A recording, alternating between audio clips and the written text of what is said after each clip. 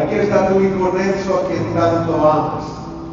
Ahí lo has elegido para hablar al corazón de tus amados sacerdotes. Dale palabras sabias, lo que tú quieras predicar a tus sacerdotes. Haz que de él salga el fuego del Espíritu para que toque corazones, para que haga experimentar la fuerza y el amor que tú nos tienes. Madre María, tú eres nuestra gran intercesora. Intercede por nosotros, intercede por Fray Nelson, para que sea un instrumento dócil en las manos del Padre y de Cristo. Dios te salve María, llena eres de gracia, el Señor es contigo. Bendita tú entre las mujeres, y bendito el fruto de tu vientre, Jesús. Santa María, Madre de Dios, ruega por nosotros los pecadores, ahora y en la hora de nuestra muerte. Amén. Gracias, hermanos, gracias por esa oración, pero sobre todo, gracias por sus vidas entregadas, ofrecidas en el día a día, muchas veces en el silencio, muchas veces venciéndose cada uno a sí mismo, muchas veces acogiendo, ampliando cada vez más el corazón, porque nadie debe quedar excluido del amor de Dios. Gracias por eso. Hermanos, en esta primera meditación yo quiero partir de una frase, una expresión que utiliza Cristo en el capítulo 10 de San Juan. Dice nuestro Señor: he venido para que tengan vida, y vida abundante. Vida abundante. Ahí empieza nuestra reflexión. Con un poquito de ingenuidad, quisiera hacer esta pregunta: ¿cuántas personas conocemos en nuestras parroquias, en nuestras familias o nosotros mismos? ¿Cuántas personas conocemos de las que podríamos decir tiene vida abundante? Es posible que la respuesta sea bastante pequeña. ¿Quiénes conocemos que tengan esa vida abundante? Y esta es una pregunta muy importante porque hay unos cuantos versículos en el Nuevo Testamento que describen la misión de Cristo. Y voy a empezar recordando algunos de esos versículos, porque yo creo que ustedes van a experimentar lo mismo que yo. Es una sensación de anhelo, pero también una especie de tristeza, y es normal sentir tristeza, una especie de tristeza de ver que lo que Cristo quería, poco se va logrando. O tal vez no lo estamos viendo. Miremos entonces frases, versículos que nos hablan de qué vino Cristo a hacer, cuál era el propósito de Cristo. Y voy a recordar con ustedes, sin mucho formalismo, sin mucho aparato exegético, voy a recordar algunos de esos versículos. El primero ya lo dije, en Juan capítulo 10, yo he venido para que tengan vida y vida abundante. Otro versículo está en San Lucas, en el capítulo 4, cuando Cristo en la sinagoga de Nazaret muestra lo que podríamos llamar su programa de vida. ¿Para dónde va su ministerio? ¿Qué es lo que Él quiere hacer? Toma unas palabras del profeta Isaías y las hace suyas, mostrando que esas palabras se están realizando en ese momento. ¿Qué palabras? El Espíritu del Señor está sobre mí, porque me ha ungido para enviar la buena noticia a los pobres, para dar la vista a los ciegos, para libertar a los cautivos, para anunciar el año de gracia del Señor. Son 4 o 5 expresiones que están en el profeta Isaías y que describen lo que latía en el corazón de Jesús. Repito esas expresiones: para dar la buena noticia a los pobres. Entonces vamos a transformar en pregunta ese propósito del alma santísima de Cristo. Los pobres están recibiendo la buena noticia, y ya sabemos la amplitud que tiene la palabra pobres. Están recibiendo la buena noticia. Los que están, podríamos decir, descorazonados, los que están entristecidos, los que están violentados, ¿están recibiendo la buena noticia? Dice él, la buena noticia a los ciegos, a dar la vista a los ciegos. Por supuesto que esto sucede cuando hay milagros, y hay milagros de recuperación de la vista que se cuentan de muchos santos y que han sucedido también en el contexto de la renovación carismática. Pero ahora la pregunta es, las otras cegueras, por ejemplo, la persona que no le ve un sentido a la vida, esa persona que está en tu parroquia, en tu comunidad y dice, Padre, es que yo no veo una salida. Ese sacerdote que quizás está aquí, ese sacerdote que dice, yo no veo qué más hacer, yo ya no me veo aquí. Hermanos, ¿no es esa una forma de ceguera también? ¿Y no sería un regalo preciosísimo de este retiro que un sacerdote que ha llegado aquí diciéndole a Cristo, esto es lo último que voy a hacer, esta es mi última batalla? Hermanos, es posible que aquí haya sacerdotes que han tomado un camión, que han tomado un avión para decirle a Jesús en el secreto de su corazón, sin contárselo a nadie, esto es lo último que voy a hacer, porque no veo más. Pues, ¿qué tal que ese sacerdote que no ve más en un retiro como estos, logre ver mucho más, infinitamente más? Cristo vino a eso, a dar la vista a los ciegos. Cristo vino a liberar de la prisión a los cautivos. Sobre este punto me voy a detener un poco más, apoyándome en el ejemplo de San Pablo. Por eso no lo desarrollo ahora. Y luego dice Cristo, para anunciar el año de gracia del Señor. Un año de gracia. ¿Y qué es lo que va a pasar dentro de pocos días? Un año de gracia. El año santo de la redención que celebramos siempre como iglesia cada 25 años por una antigua tradición. Ya llega el año 2025, un año de gracia. ¿Será un año de gracia en tu parroquia? ¿Será un año de gracia en tu comunidad? ¿Será un año de gracia en tu sacerdocio? Cuando pase el tiempo y tú vuelvas tus ojos atrás y recuerdes el 2025, dirás, fue un año de gracia para mí. Eso es lo que deseamos, eso es lo que queremos. ¿Cuántos años de gracia hemos vivido como sacerdotes? O tal vez estamos pasando por un tiempo de oscuridad, por un tiempo de frustración, y yo tiemblo, pero voy a decir la palabra, por un tiempo que se podría llamar desgracia. Son propósitos de Cristo que están descritos en el capítulo 4 del Evangelio según San Lucas. ¿Se están cumpliendo esos propósitos de Cristo? Buena pregunta. Vamos con otro pasaje. En Hechos de los Apóstoles, capítulo 10, encontramos al apóstol Pedro que después de una serie de experiencias que debemos llamar sobrenaturales, porque se trata de unas visiones, se resuelve a entrar en la casa de un prosélito. No era judío.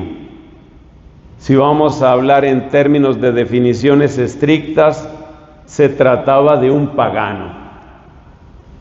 Su nombre Cornelio. Pedro entra en la casa de Cornelio. Es un pasaje bellísimo, entre otras cosas, porque tiene una especie de eco de Pentecostés, la manera como el Espíritu Santo interrumpe el discurso de Pedro para llenar de amor y de alabanza y de don de lenguas a los que estaban en esa casa. Pero quiero centrarme en las palabras de Pedro. ¿Qué dice Pedro? Pedro dice que quiere hablar de Jesús y resume la vida de Cristo diciendo: pasó haciendo el bien y liberando a los oprimidos por el mal.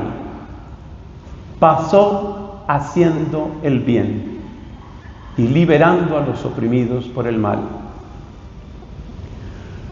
Yo conecto esa frase de Pedro, la conecto con otra expresión, esta vez del apóstol San Pablo, cuando Pablo dice que nosotros llevamos por todas partes el buen olor de Cristo.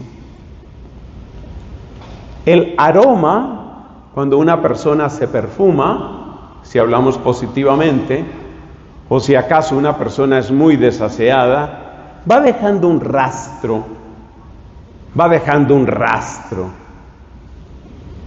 Y por supuesto que la parte corporal tiene alguna importancia, pero ustedes saben que lo que más nos interesa es el rastro espiritual. Yo miro mi vida como religioso,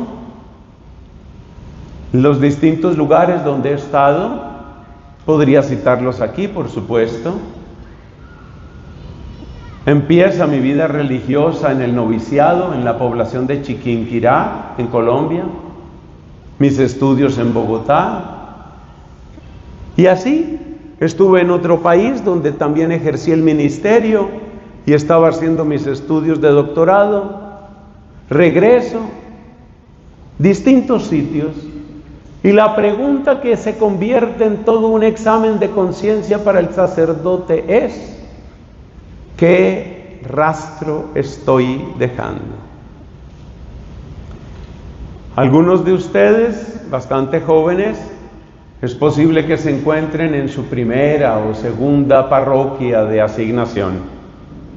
Algunos otros, es posible que ya lleven muchos años y muchas parroquias. Hay aquí representantes de muchos lugares de la República Mexicana. ¿Qué rastro están dejando los sacerdotes en México? Es un rastro glorioso en muchos casos. Cuando uno piensa en San Felipe de Jesús, cuando uno piensa en José Sánchez del Río, cuando uno piensa en tantos mártires, cuando uno piensa en una Conchita Cabrera, hay gente que va dejando un rastro bello, luminoso, feliz.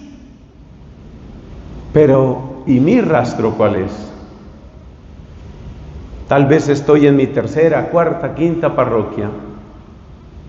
Si le preguntáramos a las personas de la segunda o de la tercera parroquia: ¿tú te acuerdas de tal padre? Y él diría: sí, el padre Nelson, sí se estuvo por aquí. Y la gran pregunta es el rastro. ¿Qué rastro dejó él? ¿Qué recuerdos tienes? Yo debo reconocer aquí, en fraternidad y en humildad, yo tengo que reconocer que mi rastro no es bonito, ni en todas partes, ni con todas las personas. Y por eso, siguiendo la costumbre de un hermano mío, también dominico, fallecido hace un par de años, que fue mi confesor y maestro espiritual en muchas cosas, también yo, con alguna frecuencia, ofrezco la Santa Misa por aquellas personas a las que no serví bien, no las serví bien, o incluso las decepcioné. En vez de apartarlas del pecado para acercarlas a Cristo, debo decir con tristeza, tal vez las alejé de Cristo, yo no sé si las acerqué al pecado. Cada uno de nosotros tiene que ser muy humilde, y por supuesto que yo me confieso de las cosas que hago mal, Pero debemos ser todos suficientemente humildes para decir que ese rastro no se borra automáticamente. Pero volvamos a la persona de Cristo. Él dejó un rastro de bondad. Y Él dejó un rastro de liberación. Pasó haciendo el bien y liberando a los oprimidos por el mal, por el demonio. Está sucediendo eso. Por donde va nuestra Santa Iglesia va llegando ese rastro de bondad, no solo en el sacerdote, porque el sacerdote no es toda la Iglesia. En muchos casos nosotros estamos llamados a ser inspiración para que otros hagan, para que otros desarrollen sus propios carismas. Entonces, mis hermanos, hay varias frases de Cristo que aparecen ahí. Frases de Cristo que cuando las tomamos y las hacemos nuestras, indudablemente nos llevan a un cuestionamiento profundo en dos direcciones. La primera dirección es ¿cómo estamos viviendo? Y la segunda dirección es ¿qué estamos haciendo? Pero no debemos concentrarnos solo en nosotros mismos y en nuestras fuerzas. Cristo dijo: yo estaré con ustedes todos los días hasta el fin del mundo. Eso está en Mateo 28. Cristo dijo, o mejor, el evangelista Marcos dice en el capítulo 16, el Señor cooperaba con ellos. Esas dos frases que están en las respectivas conclusiones de Mateo y de Marcos son frases que nos dan una enorme esperanza. A veces, cuando me veo obligado por pura honestidad a reconocer tantas fallas que tengo, me llena de un suave consuelo esa frase de Mateo 28. Porque Cristo no dijo: yo estaré contigo cuando hagas las cosas bien. Cristo no dijo: yo estaré contigo cuando logres la catequesis perfecta, la homilía perfecta, la administración parroquial perfecta. Cristo no dijo: yo voy a estar contigo cuando hagas las cosas bien. La expresión es muy clara en el Evangelio: yo estaré con ustedes todos los días. Eso incluye los días malos. Eso incluye el día en que, para desgracia nuestra, le damos la espalda al crucificado. Tú le das la espalda a Él, pero Él no te dará la espalda a ti. Nos lo advierte claramente San Pablo. Si le somos infieles, Él permanece fiel. Él no da la espalda. Y en la carta a los Romanos dice el mismo apóstol: los dones y la llamada de Dios son irrevocables. Es muy conmovedor recordar que Cristo está con nosotros también en el día malo, sea por culpa, responsabilidad nuestra o no, porque no todos los días malos se deben también a nosotros. Hace poco estábamos recordando como Iglesia Católica en Latinoamérica al Padre Pro, que sabemos que fue ajusticiado en tiempos de la lucha cristera. La manera como él y tantos otros cristeros fueron maltratados, eso no era culpa de ellos. El día malo no siempre es por culpa nuestra. Ser calumniados,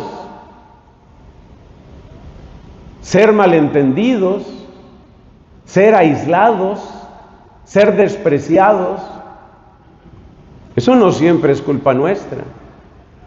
Pero repito, sea o no sea nuestra responsabilidad, Cristo está ahí. Yo estaré con ustedes todos los días, también en el día malo. Y que no se nos olvide que Cristo está en el día bueno, porque si a uno se le olvida que Cristo está en el día bueno, uno corre el riesgo de apropiarse del cariño de la gente más de la cuenta y del aplauso de la gente más de la cuenta. Y algunas veces las personas son muy elogiosas con nosotros. Cuando te rodeen los elogios, cuando sientas que se va haciendo bien la tarea, no se te olvide, por favor, Cristo también ahí está contigo. Porque hay que recordarlo para no robarle la gloria, para no quedarnos nosotros con lo que no nos pertenece. San Pablo decía, he trabajado más que todos, pero no yo, la gracia de Dios conmigo. Es lo mismo que nos dice el Evangelio de Marcos en el texto al que hacía alusión. En ese Evangelio encontramos que dice Marcos, es el epílogo de Marcos, luego vienen los exégetas y nos dicen todas las historias sobre la historia de la redacción. Pero en el Evangelio de Marcos está esa expresión, el Señor cooperaba con ellos. Y uno puede hacer esta pregunta, que es muy hermosa. ¿En qué momento Cristo coopera más? Y la respuesta no deja dudas si miramos los evangelios. El momento en el que Cristo más coopera es el momento en el que alguien necesita una mano que lo levante.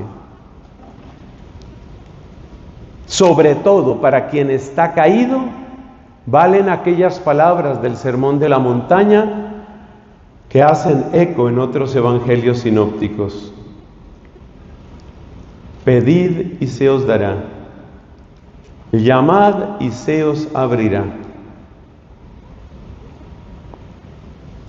Hoy es el día para aplicar esas palabras. Si alguno de nosotros, que puede suceder, viene con su batería espiritual, no la batería del celular, sino la batería espiritual, la batería vocacional, la trae ya en las rayitas rojas y sale ese avisito que dice, cargue su teléfono, cargue su teléfono. Si estás en las rayitas rojas y si así viniste aquí, ten la certeza de que el primer aliado, en cuanto tú digas las palabras, está bien, estoy dispuesto a luchar. Basta que aunque digas esas palabras, está bien, voy a luchar. Con que tú digas esas palabras y vuelvas tu mirada a Jesús, el milagro sucede. El milagro sucede. Porque la primera mano que te vas a encontrar es la mano del mismo Señor y Salvador nuestro. Esa mano que estará ahí para decirte, te estaba esperando este momento, como dice la conocida canción del cantautor católico Martín Valverde. Cuánto he esperado este momento, cuánto he esperado este momento. Una última frase alusiva a la misión de Cristo, conviene recordarla aquí. Está en el capítulo 2 de la carta a los Filipenses. Dice San Pablo, tengan entre ustedes los mismos sentimientos de Cristo, el cual, siendo de condición divina, no hizo alarde de su categoría de Dios, etc. Pero yo quiero detenerme en la primera frase. Tengan entre ustedes los mismos sentimientos de Cristo. Es un test de vida cristiana, pero creo que es sobre todo un test de vida sacerdotal.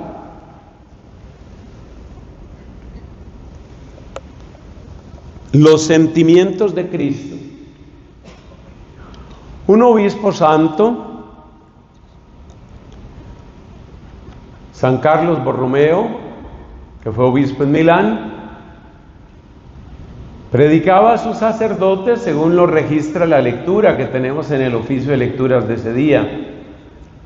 Y como haciendo un desarrollo de las palabras de Pablo, invitaba a los sacerdotes diciéndoles: piensa con qué sangre fue lavada esa alma. El mejor antídoto contra el pecado sacerdotal yo lo encuentro en esa frase. Piensa con qué sangre fue lavada esa alma. Cuando le pedían a Catalina de Siena, doctora de la Iglesia, que definiera qué es un sacerdote, la frase de ella invariablemente era: un administrador de la sangre de Cristo. Eso es lo que nos define. Y lo de Carlos Borromeo es extraordinario, porque es el mejor antídoto contra todo tipo de pecado. Revisemos rápidamente 3 pecados y cómo evitarlos con esa frase luminosa de San Carlos Borromeo. Supongamos que tengo una indisposición, una malquerencia, un dolor, una rabia contra alguien. Muy posiblemente una rabia justificada, porque hay gente que hace todo lo posible para que uno le tenga rabia y lo logran. Entonces tú tienes un gran disgusto con alguien, y claro, cuando uno está disgustado, lo mínimo que siente es la ley del talión: me la va a pagar. Y casi siempre uno se pasa. Por eso se produce la espiral de violencia, de la que nos hablan tantas veces nuestros obispos, sobre todo cuando predican de la paz. Ustedes saben la situación de Colombia, que no es fácil, con los temas de narcotráfico, guerrilla, paramilitares. Entonces, si yo tengo ese sentimiento tan adverso hacia esa persona, pero puedo recordar con qué sangre fue lavada esa persona, que es la misma sangre que me lavó a mí. Si yo puedo recordar eso, ya automáticamente mi corazón toma otra perspectiva. Voy a machacar lo que Cristo compró. Voy a terminar de echar a perder este corazón por el que está batallando Jesús. ¿Voy a terminar de dañarlo? Me voy a poner de tal manera en contra de Jesús, porque eso es estar en contra de Jesús, que Él quiere levantar y yo quiero hundir. No es Él, por boca del profeta Ezequiel, quien dijo: no quiero la muerte del pecador, sino que se convierta y viva.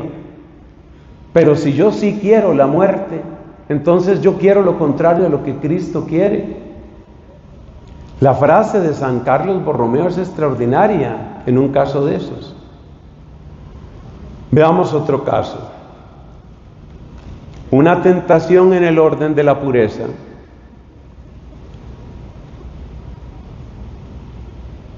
Una persona que nos produce un gusto sensual, corporal. Una persona que de alguna manera es vulnerable por su soledad, por su necesidad. Una persona que parece que podría correspondernos. La tentación es grande de empezar el flirteo, el coqueteo, la conquista. La tentación es grande. ¿Qué pasará con esa tentación? Si yo hago pasar esa tentación por el filtro de San Carlos, si tengo a esa persona, vamos a suponer una jovencita, que es muy agradable, es bella, es cariñosa, es cercana, y parece que ya está mostrando un cierto apego hacia mí.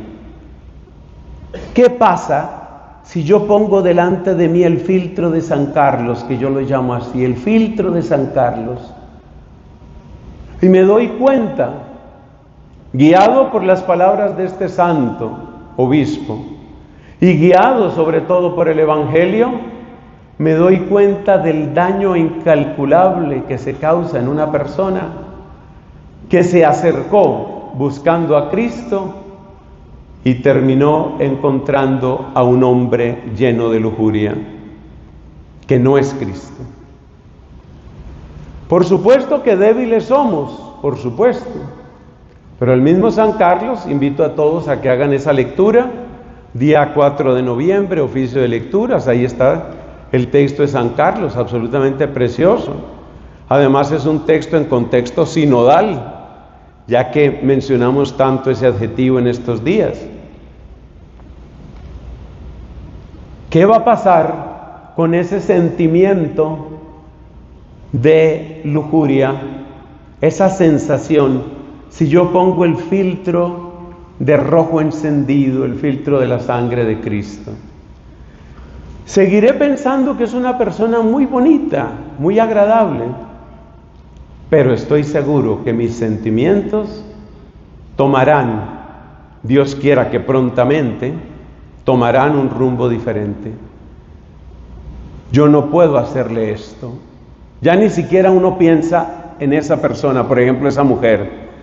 Yo no puedo hacerle esto. No lo digo por ella. Yo no le puedo hacer esto a Cristo.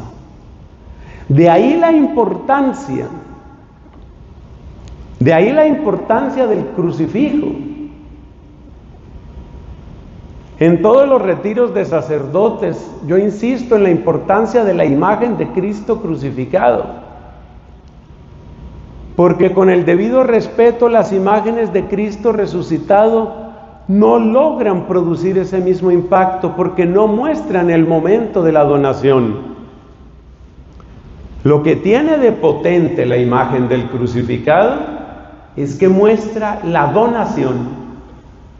No se nos olvide que aquella gran doctora de la Iglesia, Santa Teresa de Jesús, inició su gran camino de conversión no a temprana edad, sino casi llegando a los 40. ¿Qué la movió? Ella lo cuenta. Ella cuenta cómo en una de las sacristías de su monasterio se encontró con una imagen de Cristo atado a la columna, o sea, Cristo en su pasión. Y al ver esas llagas, escribe la santa, lloré amargamente lo poco que yo había agradecido. Es vital que nosotros volvamos a la espiritualidad de Cristo crucificado, vital. ¿Cómo se conecta eso con la alegría y el gozo del Espíritu Santo? Vamos poco a poco. Tenemos varias predicaciones, pero quiero anunciar desde el principio que es irreemplazable Cristo crucificado, y besar sus santísimas llagas en las imágenes nos prepara a besar esas llagas en la persona de los pobres, los enfermos, los encarcelados, todos los necesitados. Entonces, poco a poco, nuestros ojos van siguiendo un proceso de cristificación. Cada vez miramos más como Jesús. Entonces esa chica, por seguir con ese ejemplo, que al principio tal vez la mirábamos únicamente con ojos corporales, sensuales, a medida que nuestros ojos se bañan en los ojos del crucificado, se van cristificando. Y entonces vamos empezando a mirar. Puede ser la reina de belleza más espectacular. Puede ser la persona más cariñosa y cercana y dadivosa con nosotros. De tal manera triunfa el filtro de San Carlos que se cumple lo que dice San Pablo: tengan entre ustedes los mismos sentimientos de Cristo. Llevamos dos ejemplos. El ejemplo de la persona que me ha despertado resentimiento y el ejemplo de la persona que me ha inspirado lujuria, deseo. En ambos casos, cultivar los ojos de Cristo en su pasión, porque de eso es de lo que trata Filipenses 2, nos cambia. Tercer ejemplo y último de esta pequeña serie. En toda comunidad humana se dan ambiciones, se dan codicias, se dan envidias. Yo lo veo en mi comunidad. Estamos hechos de barro los dominicos, pero estamos hechos de barro todos. El tema es este: así como existe tentación de resentimiento, tentación de agresividad, tentación de lujuria, existen muchas tentaciones que, si las vamos a describir por su nombre, se llaman simplemente envidia. Envidia. Y esa envidia, nos decía uno que fue profesor mío y que murió prematuramente hace 20 y tantos años, fue profesor mío. Tenía un sentido del humor ese hombre, y él decía: ¿qué será que nunca envidiamos al que reza más? ¿Quién ha sentido envidia de decir: oye, ¿y por qué él puede rezar tanto y yo no? Esas envidias no tenemos. Nuestras envidias tienen todas el asqueroso perfume de lo que el Papa Francisco llama la mundanidad. ¿Por qué a ese le dan una parroquia que esa sí es la vaca lechera? ¿Por qué promovieron a ese? Ya varios de nosotros estamos en una edad en que hemos visto cómo promueven, que el verbo no me gusta tanto, ¿no? Promueven al episcopado. Yo tengo compañeros de estudio que hoy son obispos. Entonces, hola, mira, qué obispo pues, pero ¿cómo lo promueven? ¿Y qué es lo que nosotros criticamos y envidiamos? No es la terrible carga que trae el episcopado, no es eso. Envidiamos la dignidad, o el poder, o incluso otras cosas más materiales, como puede ser, por ejemplo, una cierta amplitud económica. ¿A dónde quiero llegar? A que nosotros, también en la manera de vernos los unos a los otros, y estoy hablando del presbiterio de tu diócesis y de mi provincia dominicana de Colombia, de eso es de lo que estoy hablando. Nosotros tenemos que aprender a mirar a los demás sacerdotes con los ojos de Cristo, con el lente, con el filtro de San Carlos Borromeo. Dios ha sido tan misericordioso conmigo que desde hace años me ha permitido ofrecer este ministerio de la predicación para hermanos míos en el sacerdocio. Por consiguiente, he tenido que trabajar muy de cerca con provinciales, con obispos, con arzobispos, con autoridades, con la jerarquía. Es impresionante ver los niveles de carga, de perplejidad, de dolor que tienen muchos de esos oficios. Pero yo quiero destacar sobre todo este punto. ¿Qué significa, por ejemplo, mirar con los ojos de Cristo a un sacerdote recién promovido al mejor cargo de la diócesis, la mejor parroquia? ¿Qué significa mirar con los ojos de Cristo a ese obispo cuyo plan pastoral yo realmente no entiendo y parece que poca gente lo entiende, quizá ni él? ¿Qué significa mirar con los ojos de Cristo a esta persona?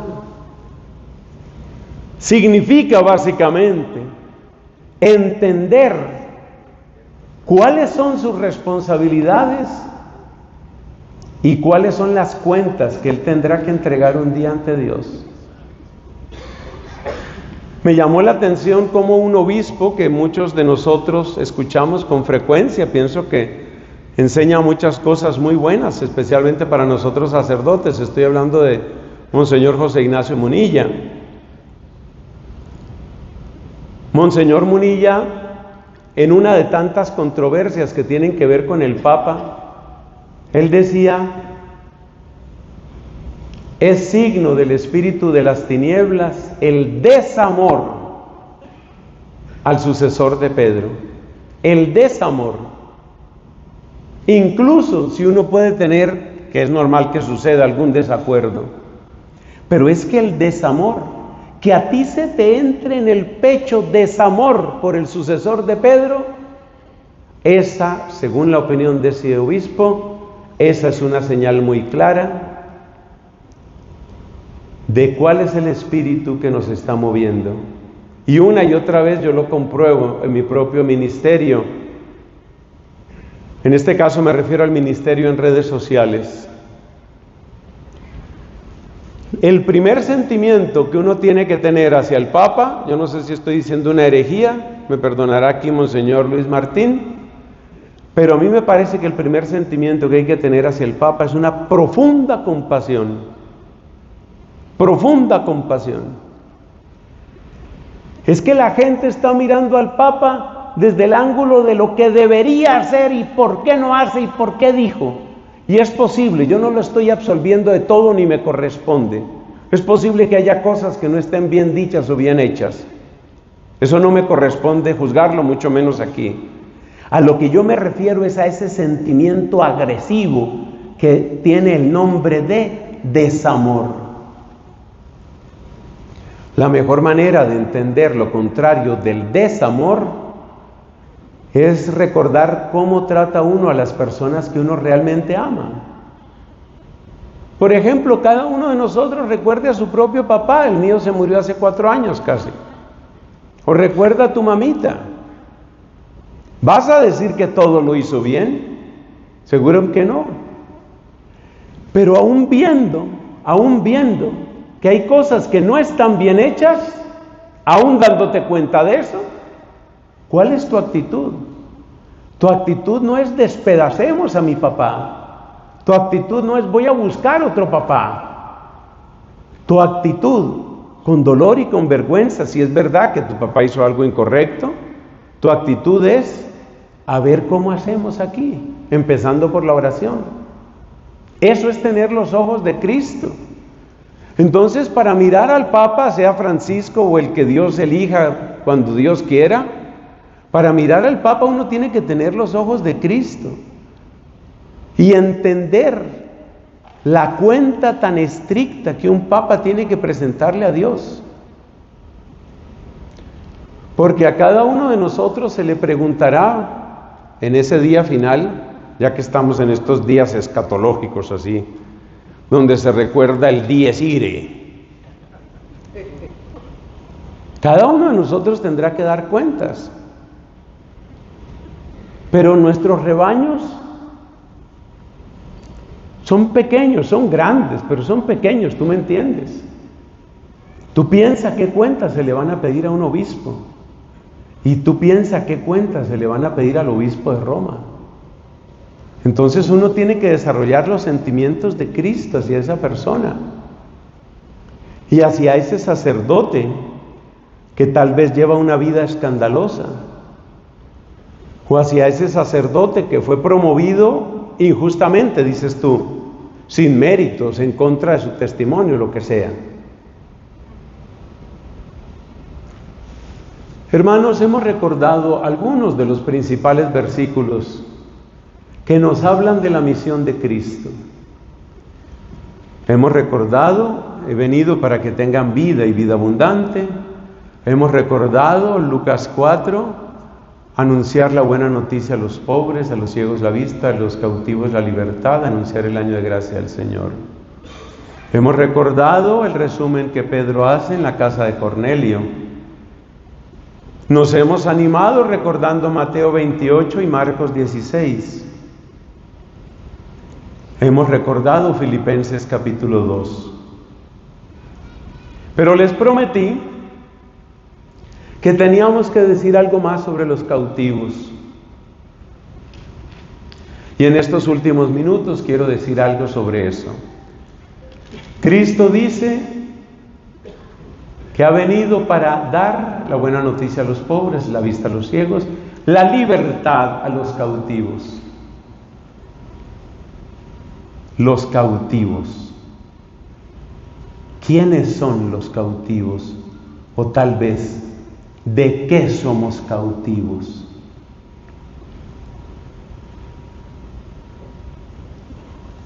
Decía Cristo, la verdad os hará libres. Le dijeron, no, nosotros nunca hemos sido esclavos, somos hijos de Abraham. Y dice Cristo, el que comete pecado es cautivo del pecado, es esclavo del pecado. Al mirar una asamblea tan bella como esta que contemplan mis ojos, al ver a tantos de mis hermanos sacerdotes, yo me hago la pregunta de qué ven los ojos de Cristo aquí. Porque los ojos de Cristo no se fijarán en primer lugar en los aspectos puramente exteriores. Estoy seguro que si Cristo estuviera aquí de pie, donde yo me encuentro, podría describir con su nombre las cadenas que muchos aquí llevan o llevamos. Somos cautivos. Y por eso la inspiración para todo este retiro son las cartas de la cautividad. ¿Qué son las cartas de la cautividad según los estudiosos de la Biblia? Son aquellos documentos que, según parece por evidencias internas y externas, escribió Pablo estando preso. Él estaba físicamente preso, físicamente. Pero acuérdate que de él es esta palabra. Yo estoy encadenado, pero la palabra de Dios no está encadenada. Entonces, fíjate, él estaba físicamente preso, pero su alma, su palabra, volaba libre. Tal vez nosotros estamos corporalmente libres, pero nuestra palabra, nuestro ministerio está encadenada. Esto se ha demostrado muchas veces.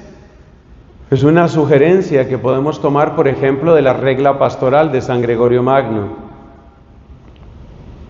Cómo cuando uno está encadenado a un pecado, la boca se le sella.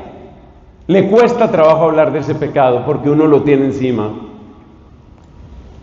La persona que está bajo el peso de la cadena de la ira, difícilmente predica en contra de la ira. Quizás porque teme ofender a su señora ira, que lo domina a él y que podría maltratarlo.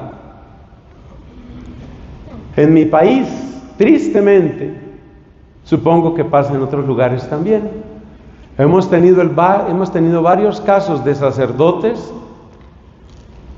que eran muy conocidos por su manera de predicar de un modo terriblemente liberal, modernista y progresista sobre todo lo sexual. Mejor dicho, para ellos todo valía. ¿Y por qué utilizo el tiempo pretérito imperfecto? Todo valía Porque dejaron el sacerdocio. Y dejaron el sacerdocio, ¿por qué? Porque ellos estaban envueltos en eso que no querían predicar, en eso que les daba miedo predicar. Es decir, estaban cautivos. Una persona que está metida en una relación ilícita, le cuesta mucho trabajo predicar sobre castidad y sobre pureza. A veces predica solamente de una manera oblicua, transitoria, pasajera, superficial, de nuevo, como temiendo ofender al tirano que le domina, que lo tiene cautivo, y ese tirano es un pecado.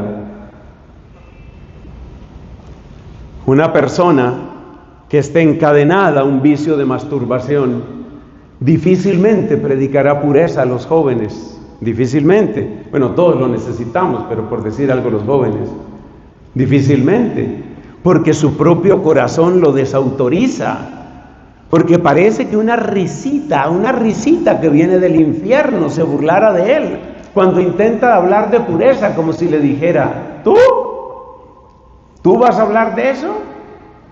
Cállate, hipócrita. Una voz que viene del infierno. Entonces,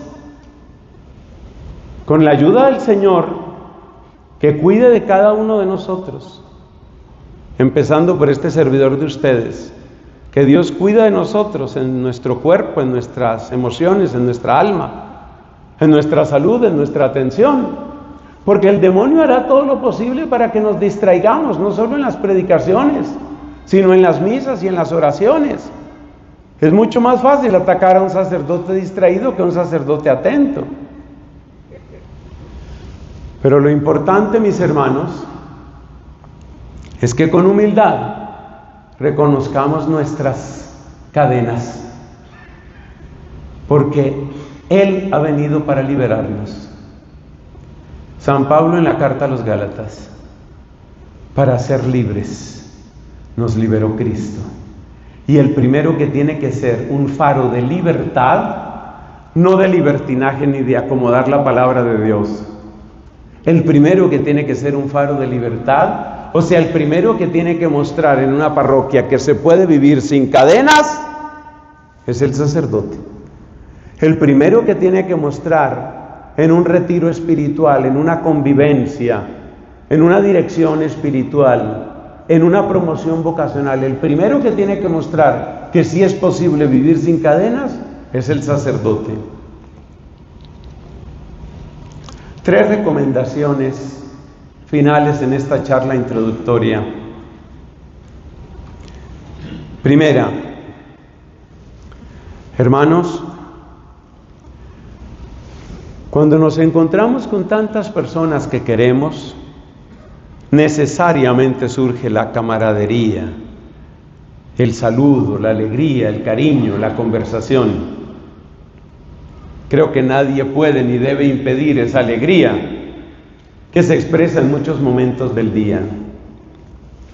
Solo te pido, esta es la primera recomendación de 3, solo te pido que en medio de esa alegría, de ese compartir, de ese chiste, de esa anécdota, no te falte la conciencia de que ese hermano con el que tienes ese momento grato necesita algo muy importante en estos días de retiro. Es decir, que el buen humor y la amistad no nos aparten del sentido del retiro. Parece imposible, pero se puede lograr. Segundo, es muy importante, hermanos, que ya lo mencioné antes, que nosotros veamos en cada actividad del retiro, singularmente en la liturgia, veamos la mano tendida de nuestro Señor. De verdad que Dios hace cosas maravillosas. En eso me llama mucho la atención esta Santa Carmelita, Sor Isabel de la Trinidad, que si ustedes miran los escritos de ella, todos tienen que ver con los retiros que iba haciendo. O sea, para Isabel de la Trinidad, cada retiro era como un ascensor que la subía a un piso más alto. Este puede ser tu ascensor, este puede ser tu momento. Recíbele las manos a Cristo. En tercer lugar, Amados sacerdotes, recordemos a nuestro pueblo. ¿Qué quiero decir con eso? Hermanos, mucha gente sufre con nuestras mediocridades, con nuestros pecados. Mucha gente, esto a mí me conmueve, mucha gente llora y no sabe cómo hablarle a ese padre. Una amiga mía, una joven amiga mía, me escribió hace 2 días hablándome de otro sacerdote. Me contaba ella la tristeza que sentía al asistir a esa misa, la superficialidad, el trato con las cosas sagradas, esas cosas tan sencillas como tirar la hostia en la patena, ¿no? A ver cuándo acabo pronto esto. Y no se trata de hacer pose, se trata de que tu amor madure en liturgia. Entonces me decía esta muchacha de su decepción, de su tristeza, y le preguntaba, ¿han podido hablar con él? Me decía, no se deja hablar, tiene una respuesta para todo. Este pobre padrecito por el que voy a orar todos estos días, yo conozco su nombre, no lo conozco en persona. Este pobre padrecito, ya sabes por qué lo llamo pobre. Este pobre padrecito tiene una respuesta para todo. Él vive como en fiesta permanente de soltero, haciendo ruido, oyendo todo tipo de música, reuniendo, tomando trago, pasándola bien. ¿Y sabes lo que dice? Es para acercar a la gente, para que a la gente le cambie la idea de la iglesia. Y claro, cuando lo ven medio borracho salir dando tumbos, a la gente le cambia la idea de la iglesia. Claro que le cambia la idea de la iglesia. Pero lo que quiero destacar es esa impotencia del pueblo humilde, ese pueblo que llora viendo celebrar algunas misas y siente que no hay manera, que no hay qué hacer ahí, que no hay cómo, porque siempre tenemos una bendita respuesta, porque para eso hemos estudiado filosofía y teología, para detener al pueblo de Dios y decirle, yo sé más que usted no me corrija a mí, pero hablamos así para desgracia nuestra. Así que yo les pido, y así como me oyes, así estoy, con lágrimas, acuérdense del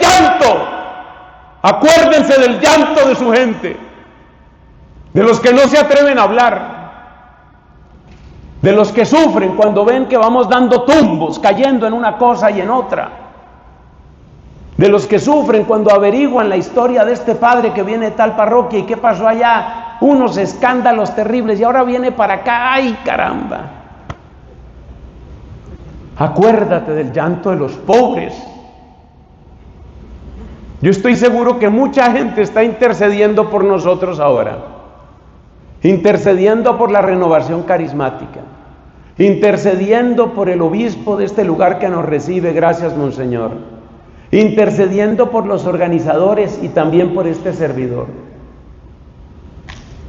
No permitamos, hermanos, que esas oraciones caigan en el vacío. Por amor a nuestro pueblo, vamos a vivir estos días con humildad, con sinceridad, con gratitud, con espíritu de conversión. De pie, por favor. Oración para terminar esta primera reflexión. Te alabamos, Jesucristo, te bendecimos. Te alabamos y te bendecimos, porque es un triunfo tuyo que estemos todos nosotros aquí, en este cenáculo de humildad, de amor, de oración y de gracia. Yo te quiero pedir, Señor, renuévanos, renueva en nosotros, como decía el sacerdote, el Padre Pedro, renueva en nosotros el perfume del crisma. Eso no puede quedar años atrás.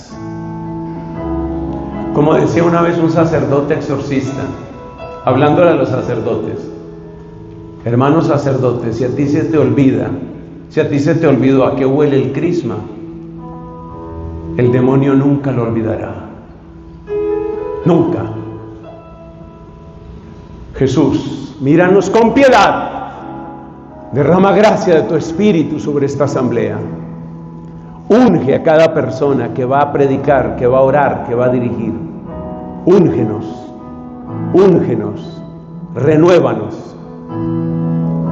Que tú puedas decir de cada uno de nosotros lo que dijiste de San Pablo. Yo lo conozco, es un instrumento que yo escogí. Que tú puedas decir eso de cada uno de nosotros. Yo lo conozco, yo lo escogí, yo sé lo que yo escogí. María Santísima, guárdanos en dulce amistad con el Verbo de Dios. Que podamos gastarnos con amor y con sabiduría todos los días de nuestra vida y dejar un rastro de gracia. Gloria al Padre, al Hijo y al Espíritu Santo,